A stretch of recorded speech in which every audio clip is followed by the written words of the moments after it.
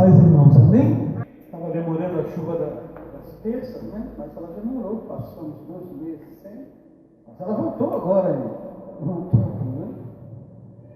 Mas, irmãos, hoje nós temos um assunto extremamente interessante para a gente estudar, porque esse assunto, ele esteve muito em voga nesse último final de semana, a maravilhosa graça de Deus. Um pastor muito famoso, muito rico, muito conhecido, ele lançou um desafio, um convite para a sua igreja, para os seus membros, para não faltarem à ceia dominical, de modo que ele ia provar e destruir a doutrina da graça. Ele ia mostrar que, na verdade, ele falava em destruir a doutrina, veja bem, da eleição e predestinação. Só que a graça, ela só faz sentido por causa da predestinação e por causa da eleição. Se não houvesse eleição e predestinação, não haveria graça. Então, quando ele diz que vai destruir a doutrina da predestinação e da eleição, ele está tentando destruir a doutrina da graça de Deus e não sabe. E eu fiquei consternado, pensando se isto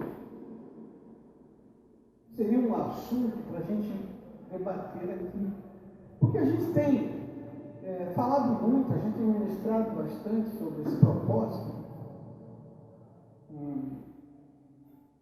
Mas eu ouvi uma aberração tão grande, sabe? Uma coisa tão sem sentido, e meu coração doeu, e não parou de doer até agora. Porque, veja, algumas vezes sobre a nossa mente, talvez passe assim uma tentação de pregarmos esse evangelho popular. Nossos obreiros, às vezes vem, olha, vamos pregar o evangelho popular, esse evangelho aí que todo mundo gosta, todo mundo vai para a igreja, mas ninguém muda, todo mundo fica igualzinho. É uma graça barata, é uma graça que não vence o pecado no pecador. O pecador, ele agradece por uma graça que não muda o seu ser, o seu modo de ser. E eu, ouvindo aquilo, fiquei estarrecido, né? Uma ousadia, completamente fora de sentido, de alguém que, sem sentido algum, justamente por ter fama, dinheiro, prestígio político, ele acha que pode simplesmente falar qualquer coisa e não sabe, na verdade, está blasfemando o evangelho da graça do Senhor. Eu fiquei tão horrorizado que, para falar disso e desta pessoa, eu tive que orar. Porque se eu não orasse, antes de orar, o pensamento que eu tinha de dizer é uma pessoa asquerosa, uma pessoa sem escrúpulo, uma pessoa que não tem misericórdia daquilo que ele fala, não tem nada, é uma pessoa que engana as pessoas, tem enganado milhares de crentes brasileiros a vida inteira. Era isso que eu teria para dizer. Mas eu fui orar. E depois da oração, falando com Deus, eu entendi uma coisa. Nós temos que orar para Deus converter esse moço. Porque se Deus converter esse moço, o evangelho do Senhor vai ganhar muito. Porque ele já é conhecido, ele tem fama, ele tem prestígio político, ele tem ouvidos que escuta qualquer besteira que ele fala. Então, se Deus convertê-lo e ele colocar no coração a palavra de Deus, ele vai pregar a palavra de Deus para a multidão. As pessoas, quando ouvi-lo, e os que seguem, que o admiram, que o idolatram, essas pessoas vão ouvir a palavra de Deus. Então todos nós, o reino de Deus será destruído. Então, em vez da gente simplesmente dizer o que esse homem é hoje, nós devemos pedir a Deus que o converta, que ele seja convertido. Porque se ele for convertido, nós temos a ganhar. Primeiro, ele tem um avião de 60 milhões de dólares. Com esse avião, ele vai servir para transportar crente evangelismo nesse Brasil inteiro. Esse avião não será só da igreja dele, como ele disse que é. Eu não conheço nenhum membro dele que andou nesse avião. Mas, olha, se ele convertido, esse avião vai servir para levar missionários para esse Brasil, fazendo missões e pregando o evangelho, fazendo coisas maravilhosas. Todo o dinheiro que ele tem no exterior, ele convertido, ele vai internalizar esse dinheiro, vai usar esse dinheiro na obra do Senhor. Então, longe de apenas sentir essa repulsa por essa figura, nós temos que orar para Deus converter. Porque se Deus converter esse homem convertido, ele poderá ser de fato uma potência da mão de Deus. Então eu conclamo os irmãos a orar por esta pessoa. Vamos orar por ele. Porque ele convertido, ele vai colaborar bastante. Ele vai contribuir bastante para o reino de Deus. Por enquanto, ele só tem simplesmente sido um anátema para o povo de Deus. O povo de Deus tem que entender. E o assunto é justamente esse, né? A maravilhosa graça de Deus. E o que eu quero trazer para os irmãos e nós debatermos, olharmos, discutirmos, estudarmos nesta noite, é que essa maravilhosa graça de Deus, ela é eterna. E eu vou dar exatamente o sentido dela ser eterna. Por que ela é eterna e o seu significado? Ela é santa. E nós vamos ver exatamente por que ela é santa. E, sobretudo, ela vence o pecado. Quando a graça de Deus repousa sobre um homem, esse homem, ele se torna santo e vence o pecado que está nele. Do contrário, irmãos, essa graça barata, que alcança todas essas pessoas, dizem serem alcançadas por ela, mas não abandonam o pecado. Então, irmãos, lamento, não é a graça de Deus, não é o evangelho da graça de Deus, porque a graça de Deus, o evangelho da graça, ele vence o pecado no homem. Então, irmãos, fazendo então esse prelúdio, eu quero começar falando exatamente sobre o significado de se pregar o Evangelho. Quando nós falamos de pregar o Evangelho, ou seja, o Evangelho significa dizer e simplesmente anunciar e pregar a graça de Deus. Então, irmão, a graça de Deus, ela é um ministério. O ministério do Evangelho, ele não tem outra mensagem a não ser anunciar a graça de Deus. Isso é o nosso propósito. Todas as vezes que pregamos, todas as vezes que ensinamos, todas as vezes que evangelizamos, tudo que nós estamos fazendo, na verdade, é levar ao homem, ao pecador, a graça de Deus, né? A graça de Deus está em Cristo Jesus. Então, o apóstolo Paulo, ele nos diz que nada é mais importante, ele falando de si, ele dizia, olha, nada era mais importante para ele do que anunciar o evangelho da graça de Deus.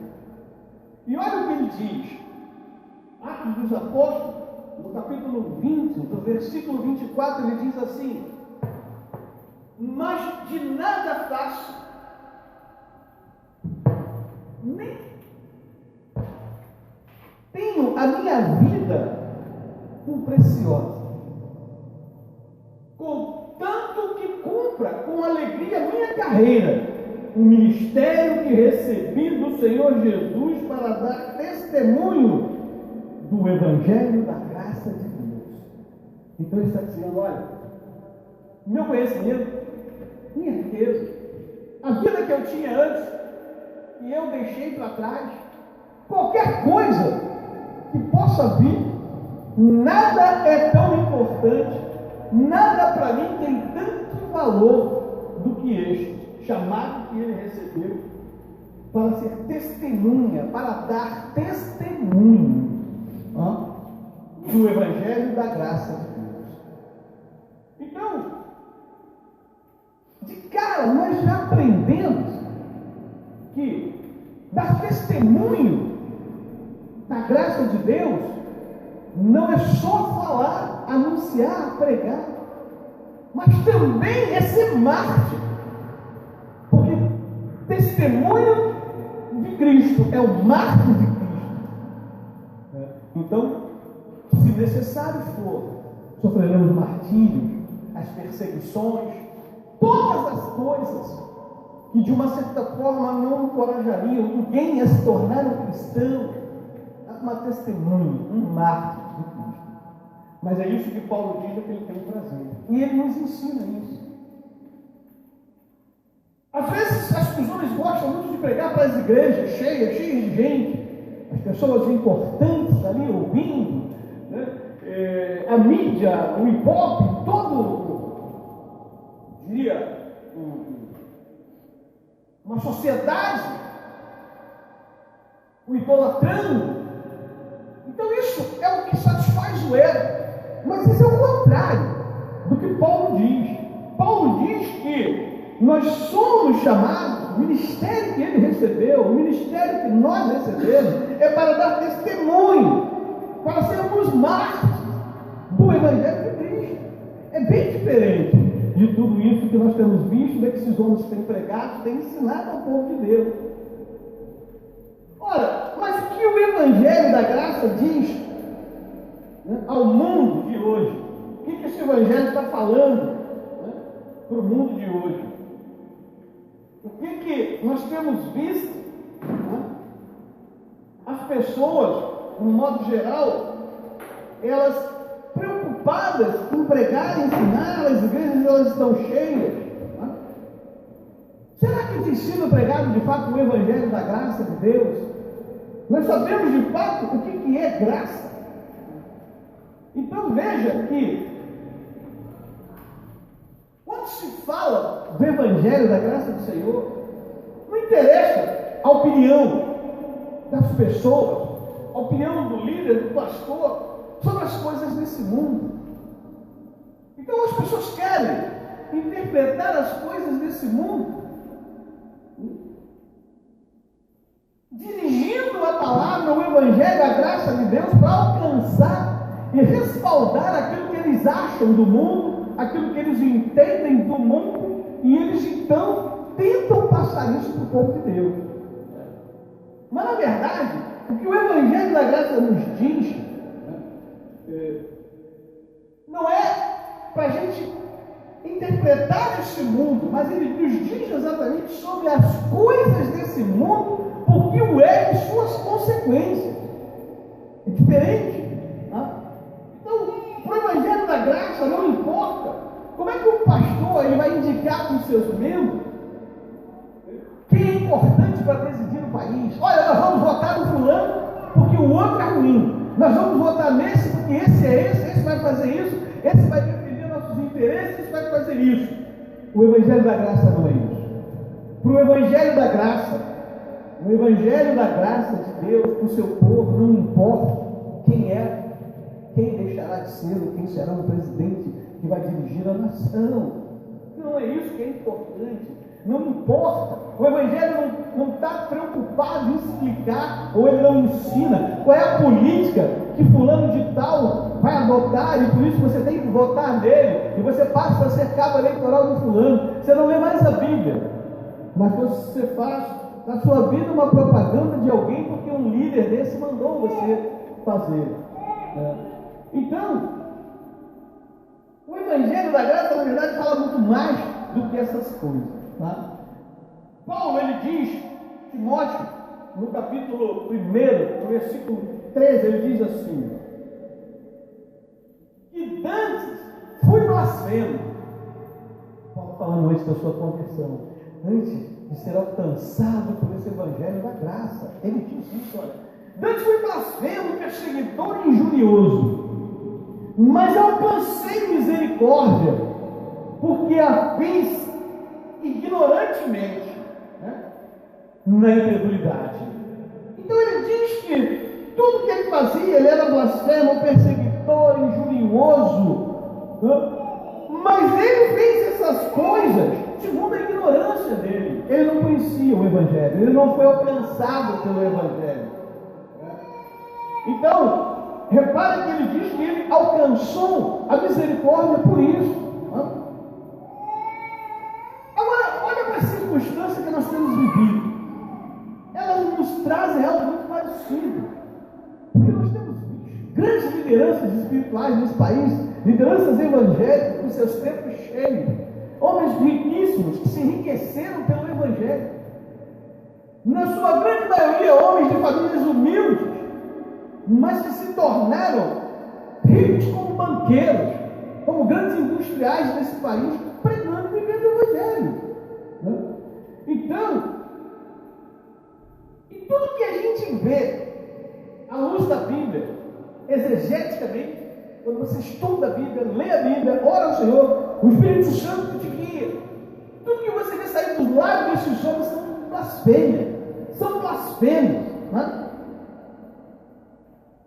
e são diferentes de Paulo, porque Paulo diz: eu fiz essas coisas da minha ignorância, mas eles não são ignorantes como era Paulo.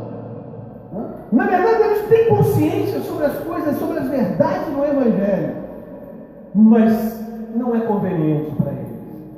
Então eles são blasfemos, conscientes das blasfêmias que pregam e ensinam, mas continuam fazendo isso. Aí eu digo que a Bíblia, ela nos responde todas as indagações. E eu vou para a Bíblia e pergunto ao Senhor: por que esses homens fazem essas coisas? Aí a Bíblia me responde. 2 Timóteo, no capítulo 3, do verso 2 a 5, diz assim: olha, porque haverá homens amantes de si mesmos, avarentos, presunçosos, soberbos, blasfemos, desobedientes a pais e mães, ingratos, profanos, sem afeto natural, irreconciliáveis, caluniadores, incontinentes, cruéis, sem amor para com os bons, traidores, obstinados, orgulhosos, mais amigos dos deleites do que amigos de Deus, tendo aparência de piedade, mas negando a eficácia dela. Afaste. Então a palavra é bem clara: desses devemos nos afastar. Então, quando você olha para Paulo, ao contrário dele, Paulo diz que ele alcançou misericórdia. Por quê? Porque ele diz: todas essas coisas eu fazia na minha ignorância. Esses homens não são ignorantes. Esses homens fazem isso conscientemente. Eles fazem isso porque eles são simplesmente traidores da causa de Cristo, traidores do Evangelho de Cristo. Eles abandonam a verdade de Deus para viver essa mentira de homem, porque eles são exatamente avarentos, porque tudo que eles querem é se encher de poder, de dinheiro, de fama, e nada mais do que isso. Repara então que Paulo, ele fala isso. Ora, pela ignorância dele, ele diz que ele alcançou misericórdia. 1 Timóteo 1,16 ele diz: para que em mim, que sou o principal, Jesus Cristo mostrasse toda a sua longanimidade para exemplos que haviam de crer nele para a vida eterna. Então Paulo está dizendo assim: olha, tudo aquilo que eu era no tempo da ignorância, Jesus foi longânimo comigo, Deus foi longânimo, Deus me chamou, derramou a sua graça sobre a minha vida, de modo que ele então mostrasse a todas as outras pessoas, a todos os homens, o exemplo, para aqueles que haviam de ter nele para a vida eterna. Então é isso que Paulo está dizendo. Então, daí por diante, Olhando para Paulo, tudo que a gente vê é que por meio do Evangelho da Graça, o que esse Evangelho da Graça fez na vida de Paulo, primeiro foi renovar a sua mente, mudou toda a sua atitude, seu caráter, e a partir daí Paulo se tornou um novo homem, de modo que ele alcançou misericórdia de Deus, e por essa misericórdia de Deus, pela essa graça de Deus, Paulo foi transformado numa nova criatura. Então repare que ele continua dizendo: e a graça do nosso Senhor superabundou com fé e amor que há em Cristo. Olha o que ele está dizendo, irmão.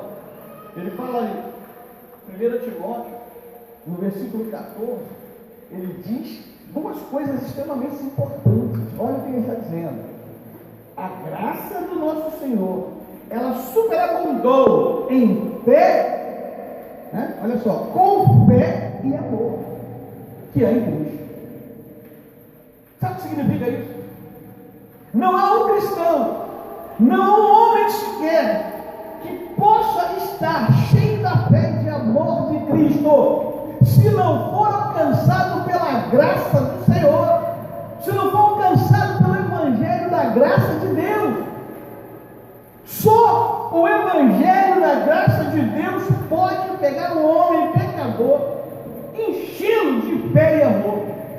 Só os que são alcançados pelo Evangelho da graça de Deus serão cheios, estarão cheios de fé e amor. Então, observa isso que eu estou dizendo, que a fé e o amor que há no cristão são coisas provenientes da graça de Deus. Então, se você não anunciar o Evangelho da graça de Deus, se você não conhecer o Evangelho da graça de Deus, dificilmente você será alcançado por Ele. E não sendo alcançado por Ele, você não será cheio de fé. Você pode estar dentro da igreja há 30 anos, você pode ser pastor milionário, você pode ter aviões, casa, barco, navio, empresa, cheio de dinheiro, todo mundo compra seu livro, todo mundo compra sua pregação, mas você não tem fé nem amor, porque o Evangelho da graça não te alcançou. Porque quando o Evangelho da graça alcança um pecador, ele abandona o pecado. A graça de Deus nesse homem vence o pecado que é nele. Mas quando você deixa o homem ainda vivendo uma vida de engano, de enganação, de blasfêmia, ele ainda está cheio dos seus pecados, significa que ele está vazio de fé e de amor pela graça do Evangelho de Deus. Não tem outra explicação.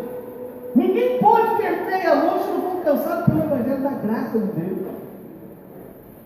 Olha o que diz Paulo em Atos 18, 27. Ele diz assim: querendo ele passar a Acaia, animaram os irmãos e escreveram aos discípulos que o recebessem, o qual, tendo chegado, aproveitou muito aos que pela graça criam.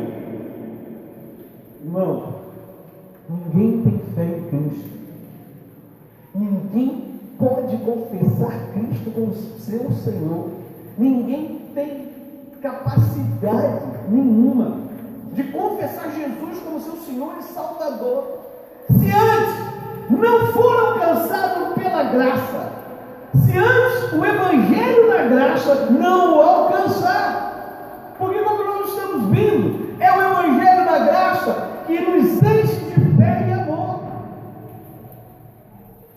E por meio dessas coisas, cheio dessas coisas, nós somos transformados. Então nenhum homem pode crer em Cristo se não receber a graça de Deus, se não receber esse Evangelho da graça de Deus. Ora, o que é então esse Evangelho da graça de Deus? Ele está na Bíblia. Mas os homens enganadores, distratores, deturpam este Evangelho, pegando capítulos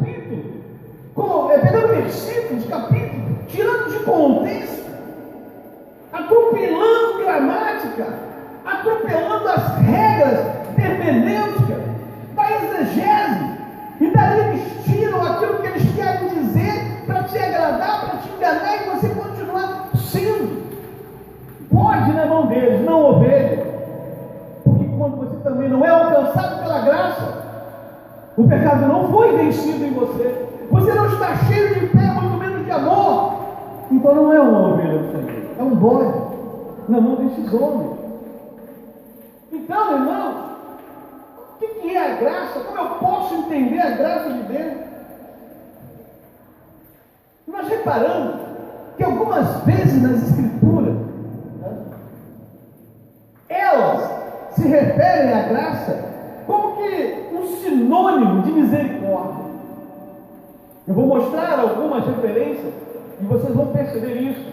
Em algum momento, a graça e misericórdia, a misericórdia, ela tem todo um sentido, e muitas vezes a própria misericórdia, ela se confunde com a graça.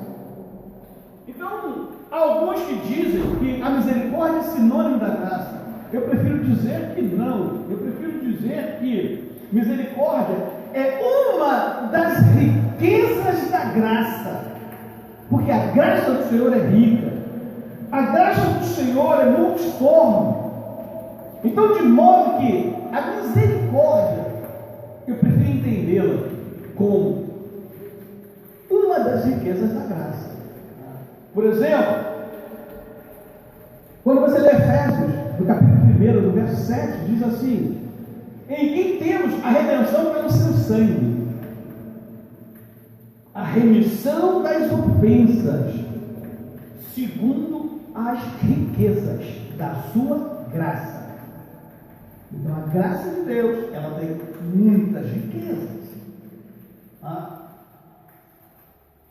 Mas Paulo depois, na mesma epístola, no capítulo 2, um pouco adiante, no versículo 4, ele fala a mesma coisa diferente, de um modo diferente, porque ele diz assim: olha, mas Deus, que é riquíssimo em misericórdia, pelo seu muito amor com que nos amou. Então repara que ele está dizendo no capítulo 1, ele fala das riquezas da sua graça. E agora aqui, no capítulo 2, no verso 4,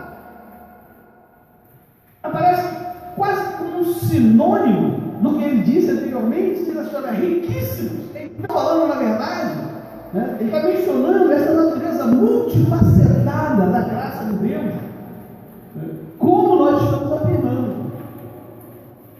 Pedro nos ajuda, o apóstolo Pedro, ele também menciona isso. Ele fala lá no capítulo 4, no verso 10, ele diz assim: olha, cada um administre aos outros o dom, como o recebeu, como bons despenseiros da multiforme graça de Deus. Repare, da multiforme graça de Deus. Então a graça de Deus é multiforme. Ela não traz só a salvação, mas ela traz uma série de outras coisas. Então, o que eu quero dizer de antemão? Que graça, por seguinte, ela significa, né, favor divino não merecido. Graça, especificamente, é um favor divino, um favor de Deus, que o homem não merece. Então, deriva do grego, na palavra grega, o que quer dizer?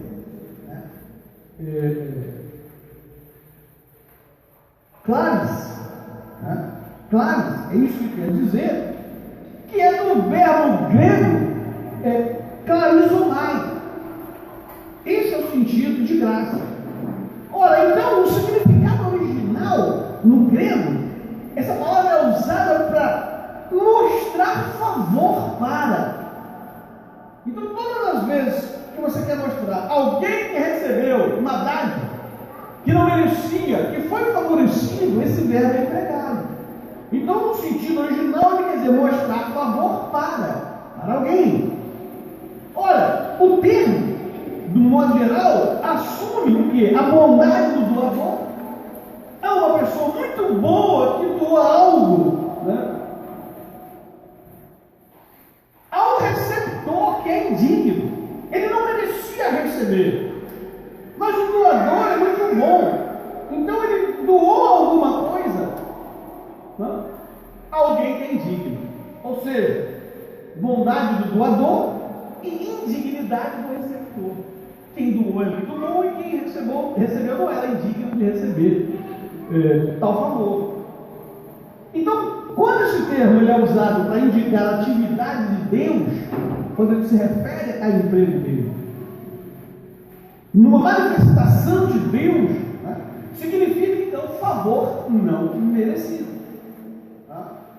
Então, repara que, apesar de ser a misericórdia, nesse sentido, um dos atributos da multifacetada graça de Deus,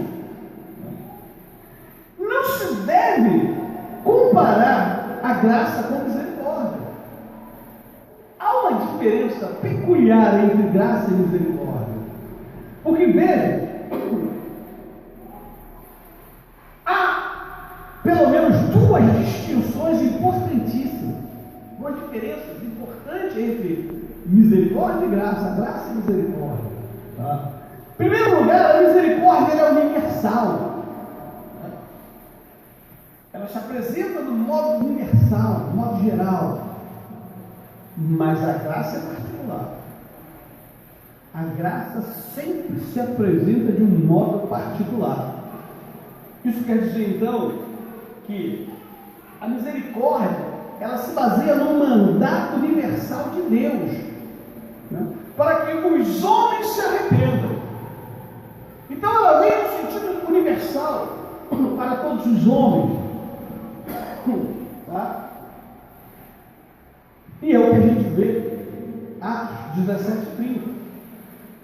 Mas Deus, não tendo em conta os tempos da ignorância, anuncia agora a todos os homens, e em todo lugar, que se arrependam. Deus está dizendo aqui, mas Deus, não tendo em conta o tempo da ignorância, anuncia a todos os homens e em todo lugar que se arrependam. É uma proclamação universal. Deus só está proclamando que os homens se arrependam. Tá? Ora, o que está implícito aqui então é um mandamento, né? Que se um pecador, se ele não se arrepender, ele nunca será perdoado. Estou falando que vai salvar todos os homens. É um anunciado geral, né? É uma proclamação universal, mas Deus, não tendo em conta os tempos da ignorância, anuncia agora para todos os homens e em todo lugar que se arrependam. O que você está ouvindo aqui? O que você está lendo? O que você está escutando? O que você está entendendo?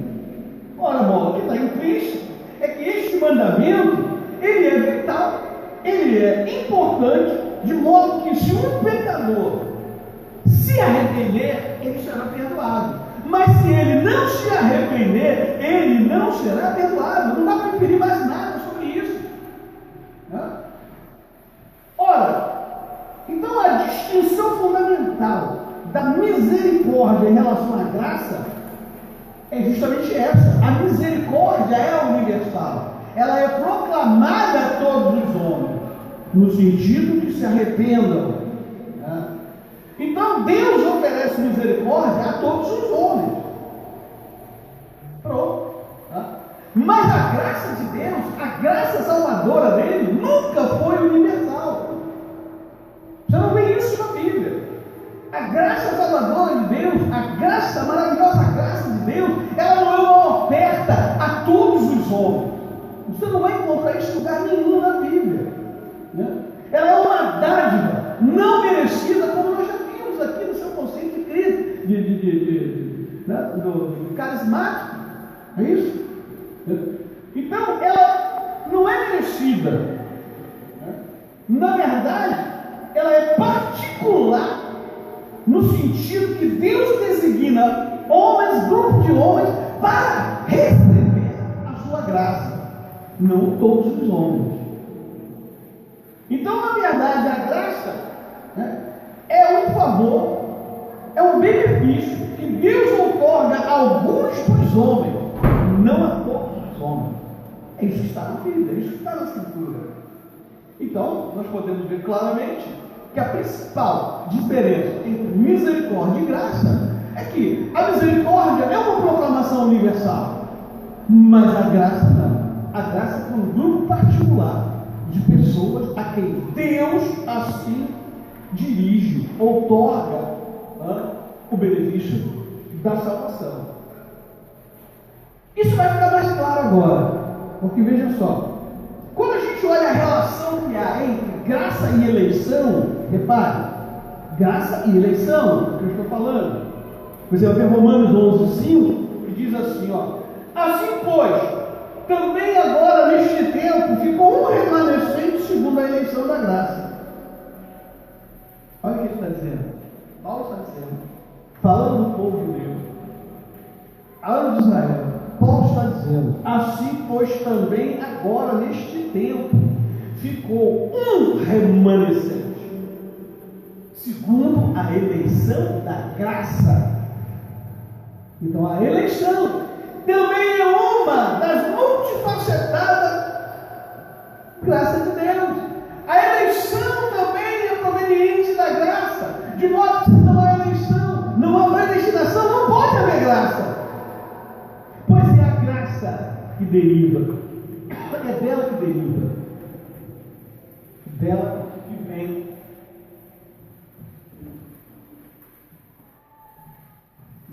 todo o processo de eleição. Então repara que a eleição ela é uma das riquezas da graça de Deus, assim como é a misericórdia.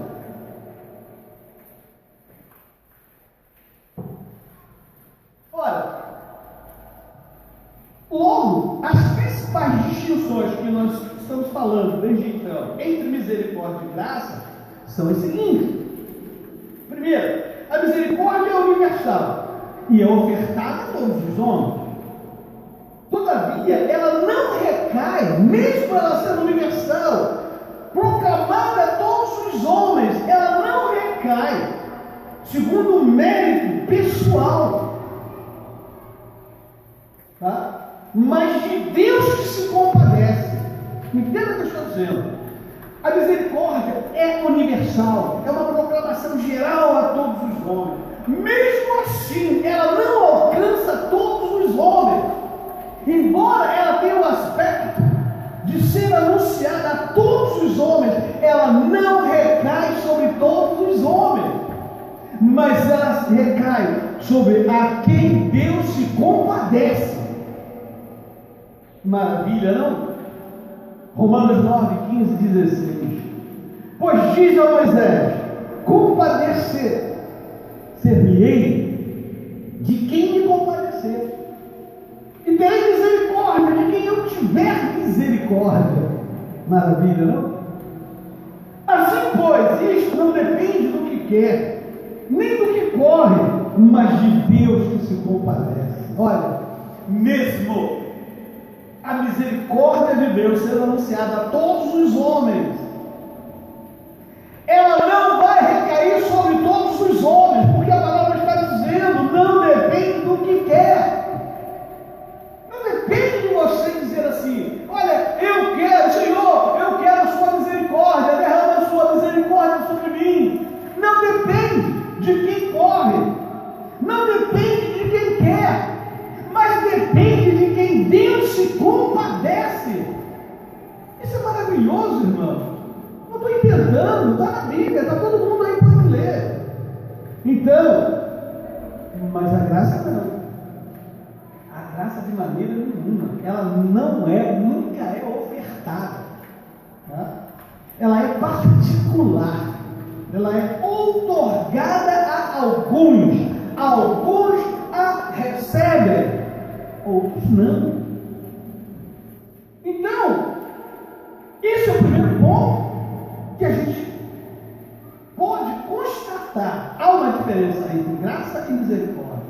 E às vezes as pessoas leem a Bíblia, interpretam a palavra de Deus, sem levar em consideração essas instruções.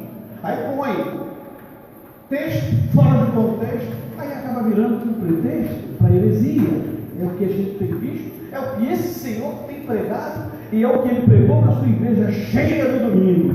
E muito arrogante disse assim: hoje eu vou destruir a doutrina da predestinação e da eleição. Só falou besteira, não disse coisa com coisa, vergonhoso. Aí veio o meu sofrimento, uma plateia enorme, ouvindo baboseira e dando glória a Deus. Um homem blasfemando do Evangelho da graça de Deus, e um bando de analfabetos bíblicos ouvindo ele, dele essa blasfêmia, glorificando o nome de Deus. Aí meu coração ficou estarrecido. Falei: meu Senhor da glória. A conclusão é essa, irmão: devemos orar. Devemos orar para Deus converter esse moço, porque ele convertido, ele pode muito contribuir para o Evangelho, mas hoje ele só tem feito o papel de Satanás, matando o crente, destruindo a doutrina de Deus. Ele não consegue, mas para alguns ele destrói, os que dão ouvidos a ele. Então, irmão, é essa a situação. A graça é eterna. Qual é o sentido de dizer que a graça é eterna? Muito. É extremamente esclarecedor entender que a graça é eterna. Primeiro, quando eu falo de eternidade não é um tempo linear que começou em algum momento e não tem fim, vai infinitamente em linha reta. Não é isso, eternidade não é isso, né? Eternidade, na verdade, é uma dimensão atemporal, uma dimensão que não tem tempo, onde Deus mora, onde Deus reside, aonde Deus está, da onde Deus reina, de onde Deus comanda todas as coisas. Ali Ele está no lugar que não tem tempo, é um lugar atemporal, que não tem começo, não tem fim. É lá que Ele mora. O profeta Isaías diz isso. Olha, Isaías 57, no versículo 15: porque assim diz o alto e sublime, que habita na eternidade, cujo nome é santo. Então Deus habita na eternidade. A graça proveniente de Deus, né? A graça de Deus, o Evangelho da graça de Deus, ele tem origem na eternidade, tá? Então a graça, ela se originou na eternidade. Portanto, né, ela está bem longe, ela está livre de qualquer interferência do homem, porque ela surgiu na eternidade. Nenhum homem subiu aos céus, alcançou a eternidade, onde Deus está, onde Deus habita, onde se originou a sua graça, de onde se originou a sua graça. Então a graça de Deus, ela está livre de toda e qualquer interferência do homem, né? Nada em nossa dimensão, que é temporal, nada no nosso espaço foi causa da graça.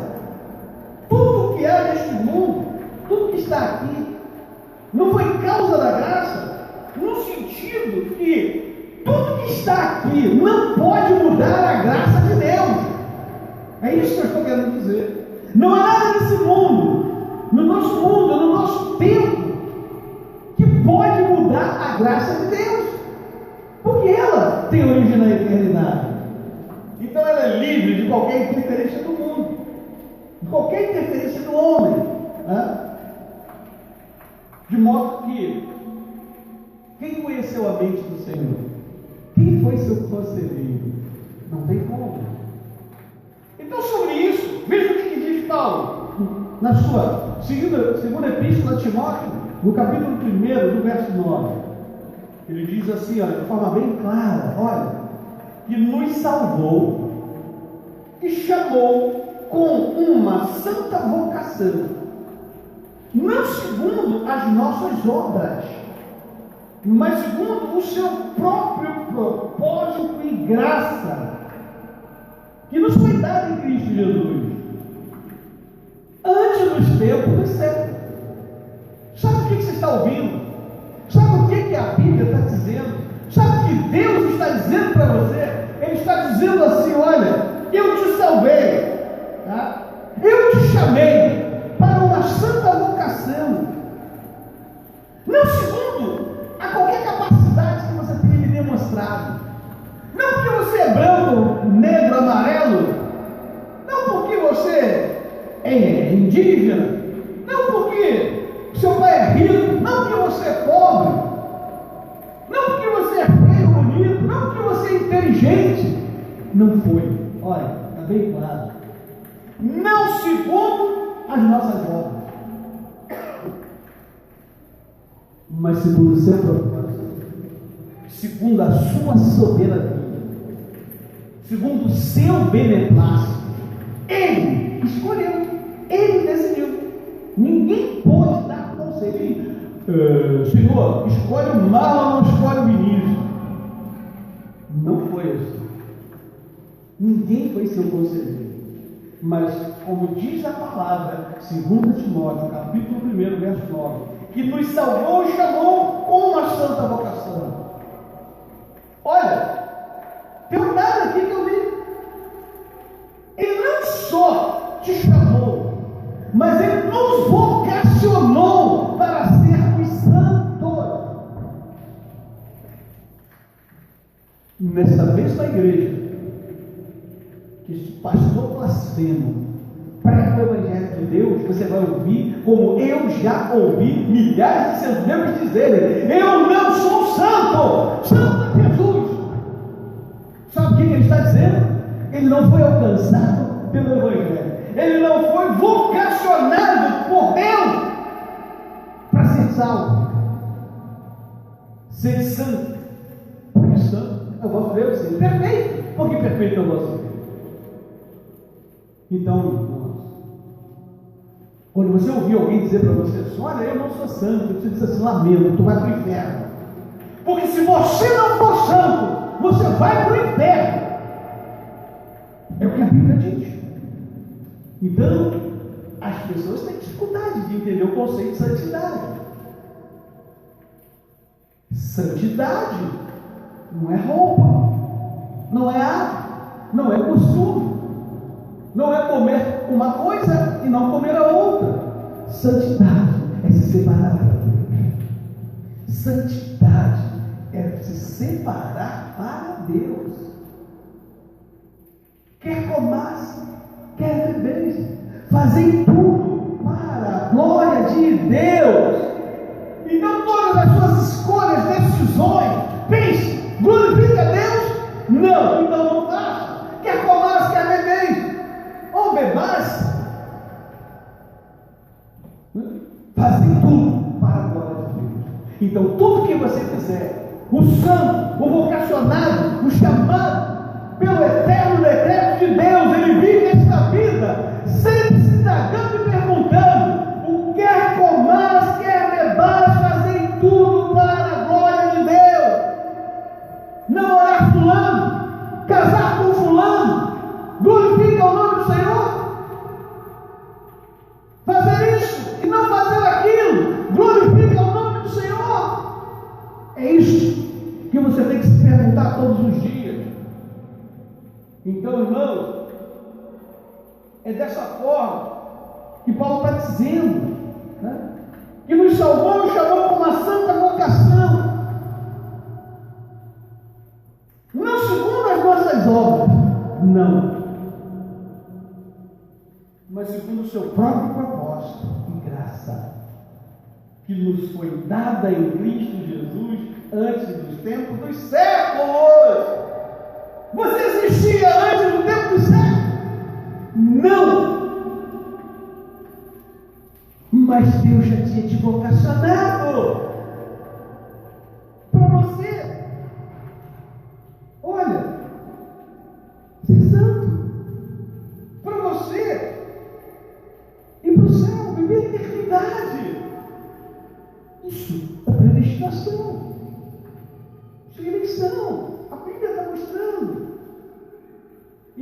não. Outra característica importante é que a graça não é por merecimento, nós já definimos isso. Não é algo merecido. Então, você vê que Paulo, além de explicar o versículo que nós analisamos, 2 Timóteo 9, ele também vai afirmar em Romanos 11:6, que esta é uma questão diametralmente oposta. A salvação, a eleição, muito diferente de ser por obra, é algo muito distante disso. E ele fala assim, olha, mas se é por graça, já não é pelas obras. Então, se a graça predestinadora do Senhor te alcançou, não foi pelo que você é ou haveria de ser. É o que ele está dizendo. Se é por graça, já não é pelas obras. De outra maneira, a graça já não é graça. Se for de outra maneira, então não é graça. Aí ele continua e ele diz: se porém é pelas obras, já não é mais a graça. Mas o que ele diz? Sois salvos pelas obras ou pela graça? Pela graça. Então, de outra maneira, a obra já não é obra. Então, a Bíblia é bem clara. Então, repara que igualmente, a graça também não depende da obediência da lei. Olha, irmão, você tem que ser obediente. Você tem que ser bonzinho. Você tem que ir para as esmola, você tem que visitar presídio, você tem que fazer isso, você tem que fazer aquilo, você tem que chegar cedo na igreja, você não pode fazer isso, você não pode fazer aquilo. Olha só, isso é obra, é lei, é costume. E ele fala, Romanos 6,14, porque o pecado não terá domínio sobre vós, pois não estás debaixo da lei, mas debaixo da graça. Aqueles que ainda estão sob a lei, eles estão sob o domínio do pecado. Mas os que são alcançados pela graça, eles não estão mais sob o domínio do pecado. Isso não significa que você nunca vai pecar, não é isso. Mas significa que sob o domínio da graça, de glória em glória, de glória em glória crescente, você vai se assemelhando ao seu Criador, você vai se assemelhando àquele que te chamou, você vai se transformando na imagem de Cristo, de glória em glória crescente. Você cai hoje, mas a graça te levanta, a graça te dá perseverança. O Senhor te faz perseverar. Você se entristece por uma coisa aqui ou acolá. Ainda estamos vivendo nesse mundo. Temos um corpo de morte. Somos afetados todos os dias. E então muitas das vezes fracassamos. Mas o Senhor vai lá e te levanta. O Senhor vai lá e te faz existir. Hoje eu não aguento, não quero ir para a igreja. Aí você não vem, mas no domingo o Senhor te traz. E assim você vai de glória em glória. Você vai vencendo o pecado e a tentação da carne. Então é o que Paulo fala, porque o pecado não terá domínio sobre vós. Ora, a graça é uma qualidade divina. Graça é uma qualidade divina, presente em cada um dos membros da Trindade, da Santa Trindade, Pai, Filho e Espírito Santo. Você vai ver a Escritura mencionando a graça presente em cada uma dessas pessoas. Romanos 1,7 diz assim, ó: a todos os quais estáis em Roma, amados de Deus, chamados santos, graça e paz de Deus, nosso Pai, e do Senhor Jesus Cristo.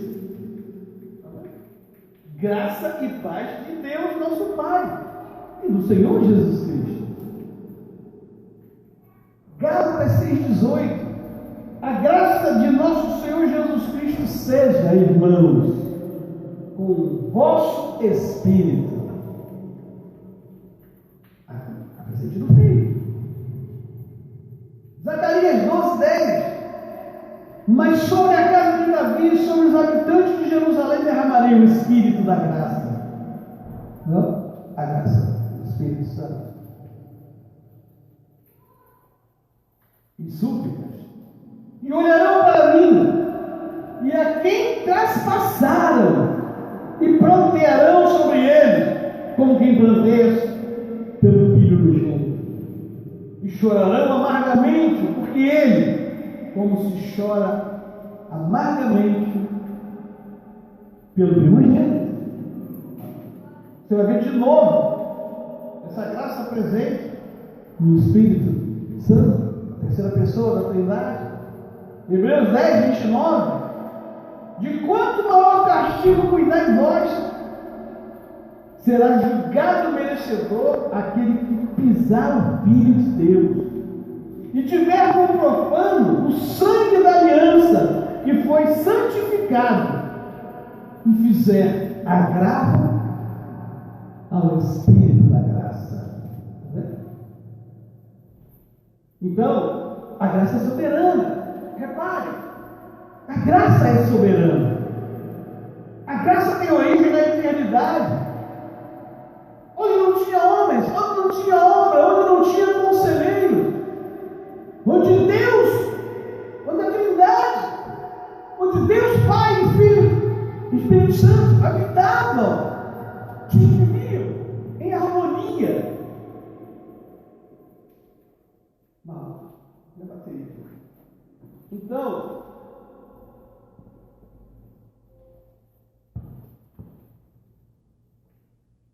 irmãos, Deus não consultou ninguém. Deus, Ele não consultou ninguém para eleger os receptores da sua graça.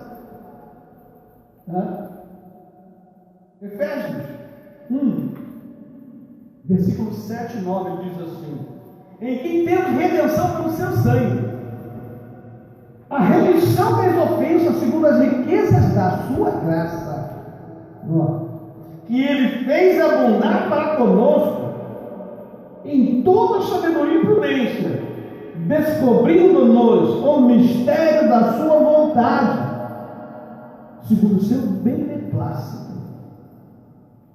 que propusera em si mesmo.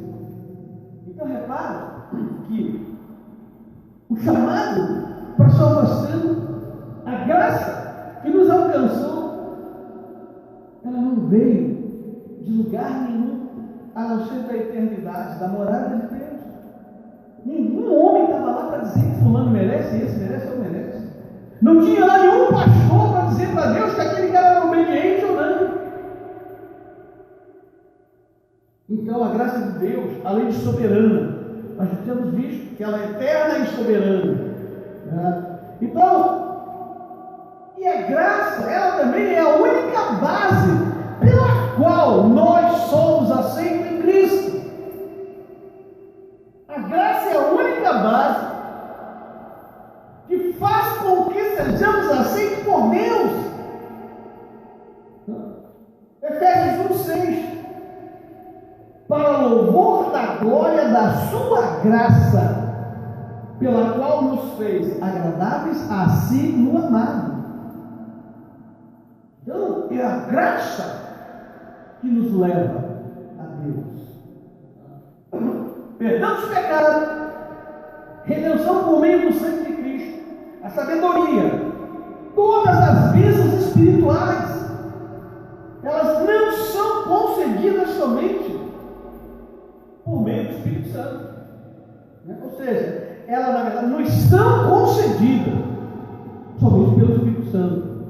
Você quer ver? Efésios, no capítulo 2, no verso 1 a 5, diz assim: e nos vivificou, estando vós mortos em ofensas e pecados. Estávamos mortos no reino das trevas, mas Ele nos vivificou, em que não tempo andar segundo o curso deste mundo, segundo o príncipe das potestades do ar, do espírito que agora opera nos filhos da desobediência.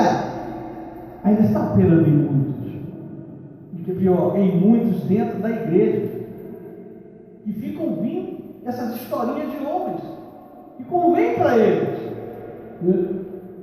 entre os quais todos nós também antes andávamos nos desejos da nossa carne, fazendo a vontade da carne e dos pensamentos, e éramos por natureza filhos da ira, como os outros também. Mas Deus, que é riquíssimo em misericórdia, pelo seu muito amor com que nos amou, estando nós ainda mortos em nossas ofensas, nos vivificou juntamente com Cristo.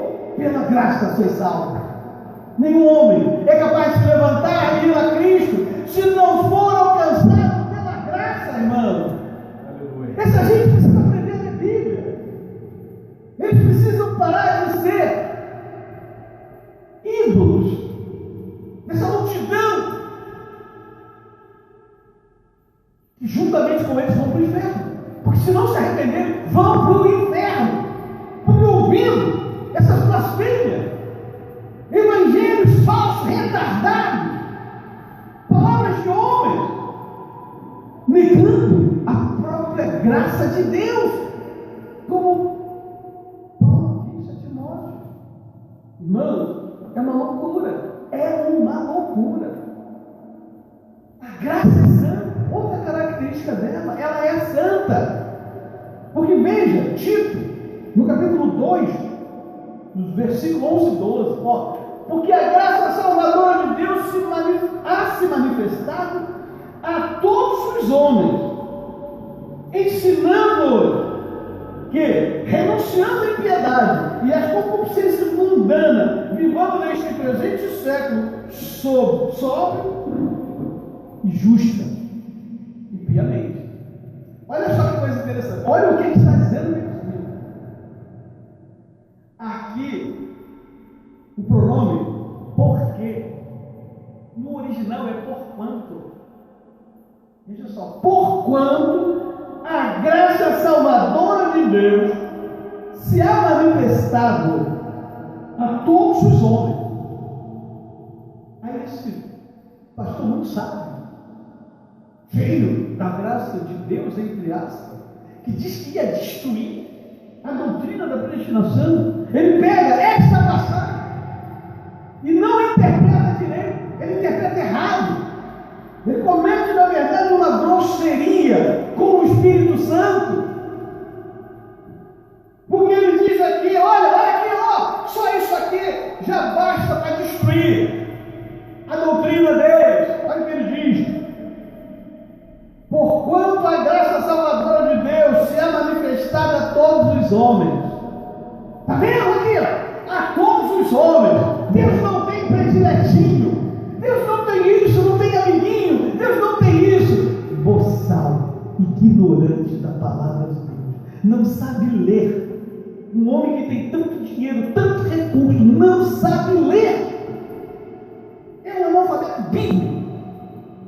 Porque veja só, o que a gente nota aqui pelo início desse versículo? Primeiramente, o versículo ele começa com a palavra porquanto. Por quê? Porquanto. Ora, o que é isso?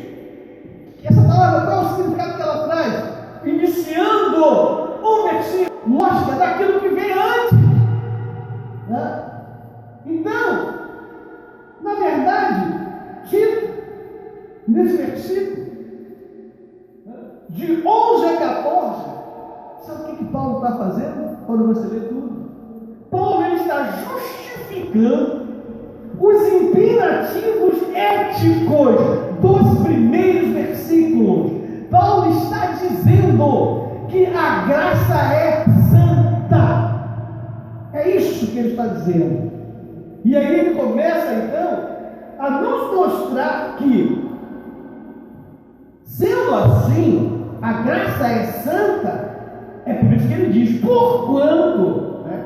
Que está indicando que nós devemos ler o que vem antes. Vem antes aonde? No versículo 10. Tá? Então, quando você lê o versículo 10, você vai notar algumas coisas muito óbvias. O que você vai ver? Primeiro, que Paulo está se referindo às pessoas crentes. Ele está se referindo aos cristãos, aos alcançados pela graça. Pois ele está proclamando uma ética que deriva da santa doutrina. são alcançados pela graça, eles também têm essa transformação. Eles têm uma ética que vai derivar da própria Escritura. Ele vai ser santo. A graça, ela nos torna santos. Em que sentido? Ela nos separa, ela nos impede, ela nos afasta do pecado, melhor dizendo. A graça salvadora de Deus, ela nos inibe a pecar. A graça não é um instrumento para induzir o homem a pecar. Pelo contrário, a graça de Deus, quando alcança um homem, ela o inibe cada vez mais de pecar. Ele se separa do pecado, ele se santifica. É isso que Paulo está dizendo. Então, o segundo ponto que você vai observar é que se trata de pessoas de diversas classes. Nos versículos anteriores, ele está falando de pessoas de diversas classes. Homens, mulheres, idosos, jovens, escravos. É isso que ele está falando. Leia lá desde o princípio.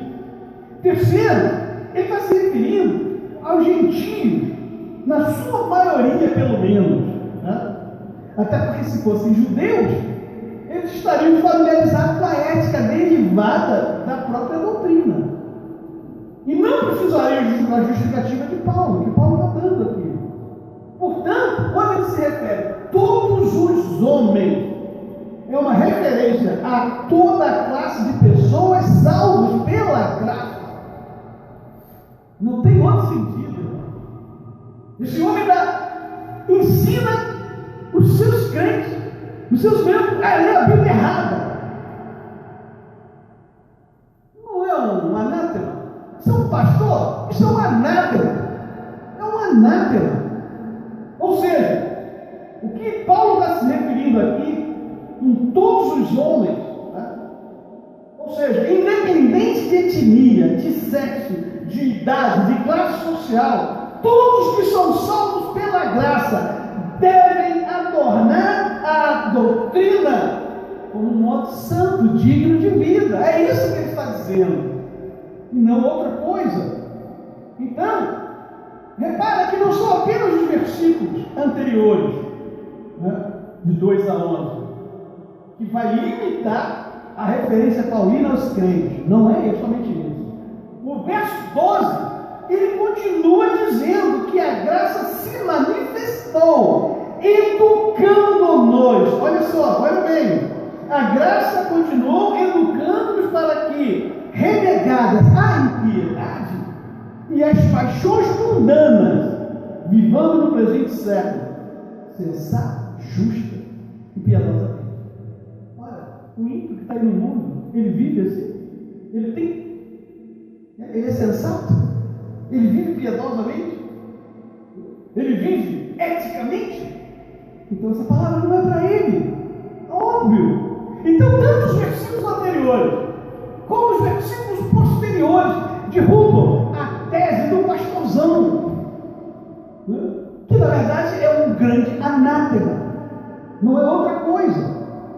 Então repara que além disso, a graça, ela não só se manifesta passivamente, mas potencialmente salvadora. Ou seja, ela não só é passiva, como também não é somente potencialmente salvadora.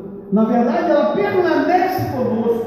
Aqueles que são alcançados pela graça, eles têm a graça permanentemente, né?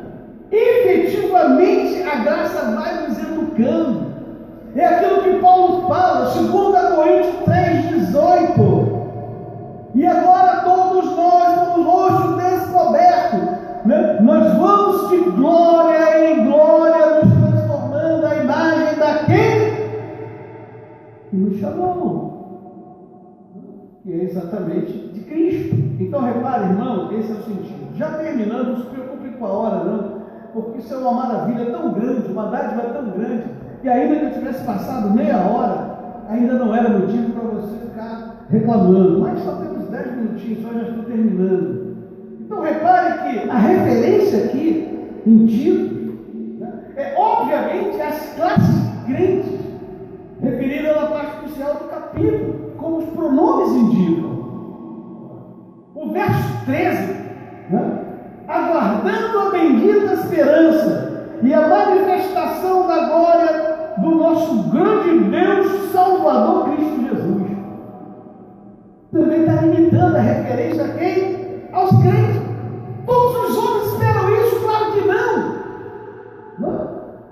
Então, repara que a volta de Cristo, ela se constitui uma bendita esperança para quem? Para quem foi alcançado pela graça, não para todos os homens.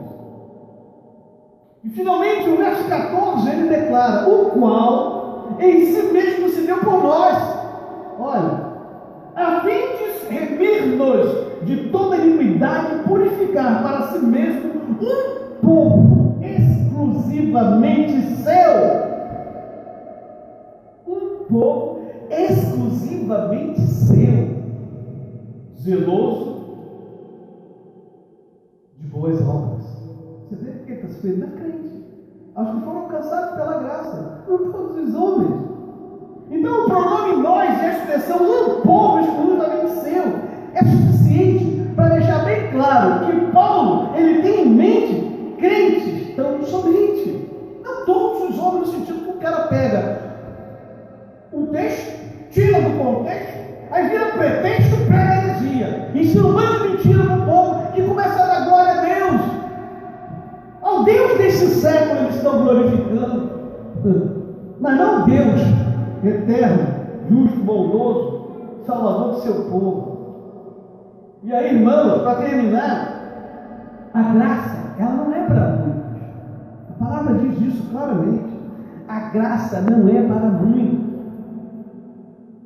Na verdade, a melhor expressão é: a graça não é para todos.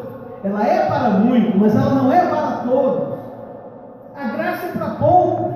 A Bíblia diz isso. Romanos 11:5. Assim, pois, também agora neste tempo ficou um remanescente, segundo a eleição da graça, um remanescente. Irmão, você sabe o que é um remanescente? Por definição, um remanescente, ele é um grupo pequeno tirado de um grupo grande. É uma quantidade de pessoas tirada de uma multidão. Isso é o significado de remanescente. A Bíblia é clara. Assim, pois, também agora neste tempo ficou um remanescente, segundo a eleição da graça. Se não tem eleição, irmão, se não tem predestinação, não tem graça. Entende isso? Mas o cara quer imbecilizar o povo de Deus. Ele quer tornar o povo de Deus idiota, crendo nas mentiras dele, lendo a Bíblia errada, interpretando o texto fora de contexto. Porque é bom para ele isso. Porque ele continua um grande ídolo, ele continua um grande líder, ele continua liderando em todos os setores da vida do país, seja nas igrejas, seja nas associações de classes, seja na Câmara Federal. E é bom falar mentira, todo mundo acredita. Muito soberbo, ele vai lá e diz: olha, estou te convidando para amanhã, você vai ver, eu vou acabar com a adoção. Sabe o que quer dizer? Ele vai acabar com o Evangelho de Deus. Ele não sabe o que ele está dizendo, essa blasfêmia. Eu vou acabar com o Evangelho da graça de Deus. Quem pode acabar com o Evangelho da graça de Deus, irmão? Pode a criatura ser mais que o Criador? Mas ele não entende. Ele não entende. Então, irmão, logo, a graça de Deus, ela retira um remanescente de um grupo grande de pessoas. É isso. Então, de modo que é suficiente para a gente entender Deus na sua onipotência, na sua onipresença,